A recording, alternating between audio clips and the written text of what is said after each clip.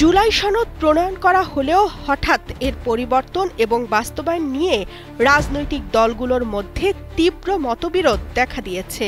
BNP এতে হতাশ এবং ক্ষুব্ধ। দলটির পক্ষে বলা হচ্ছে, ঐক্যমত্য কমিশন প্রতারণা করেছে। যে সনদের কথা বলে স্বাক্ষর করিয়ে নেওয়া হয়েছে তার সঙ্গে চূড়ান্ত সনদের মিল নেই।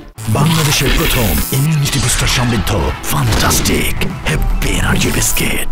আর জামায়াতের পক্ষ থেকে বলা হচ্ছে, জাতীয় সংসদ নির্বাচন ঠিক সময়ে না হলেও গণভোট আগে দিতে হবে। এমন পরিস্থিতিতে গুলশানে বিএনপির স্থায়ী কমিটির বৈঠকের পর সংবাদ সম্মেলন করেন দলটির মহাসচিব মির্জা ফখরুল ইসলাম আলমগীর। জানান, জুলাই সনদের আইনি ভিত্তি দেওয়ার এখতিয়ার এ সরকারের নেই। নির্বাচনের আগে গণভোট অযৌক্তিক।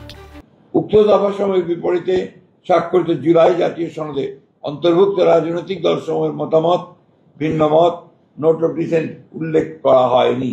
অর্থাৎ ঐক্যমত্য কমিশনের প্রস্তাব এবং সুপারিশ একপেশে ও জবরদস্তিমূলক জাতির উপর চাপিয়ে দেওয়ার চেষ্টা করা হয়েছে। তাহলে এটাই প্রতিমান হয়, দীর্ঘ 1 বছর ব্যাপী সংস্কার কমিশন ও জাতীয় ঐক্যমত্য কমিশনের সাথে রাজনৈতিক দলসমূহের দীর্ঘ ধারাবাহিক আলোচনা ছিল অর্থহীন, অর্থ ও সময়ের অপচয়, প্রহসনমূলক এবং জাতির সঙ্গে প্রতারণা। নির্বাচনের পূর্বে গণভোট অনুষ্ঠান অপ্রয়োজনীয়, অযৌক্তিক এবং অবিবেচনাপ্রসূত। এদিকে নভেম্বরে গণভোট পিআর পদ্ধতি চালু, জুলাই জাতীয় সনদ বাস্তবায়ন, লেভেল প্লেইং ফিল্ড বিচার এবং জাতীয় পার্টি ও 14 দলের কার্যক্রম নিষিদ্ধ করা, এ 5 দফা দাবিতে নতুন কর্মসূচি ঘোষণা করেছে জামায়াত সহ আন্দোলনরত 5টি রাজনৈতিক দল। আজ ইসিতে স্মারকলিপি জমা দিয়েছে দলগুলো।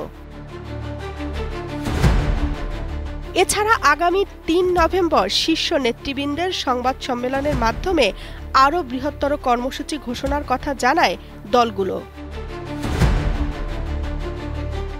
সামাজিক যোগাযোগ মাধ্যমেও চলছে হ্যাঁ না ভোট ক্যাম্পেইন। সব মিলিয়ে নির্বাচনের আগে জমে উঠেছে জামায়াত বিএনপির দ্বৈরথ।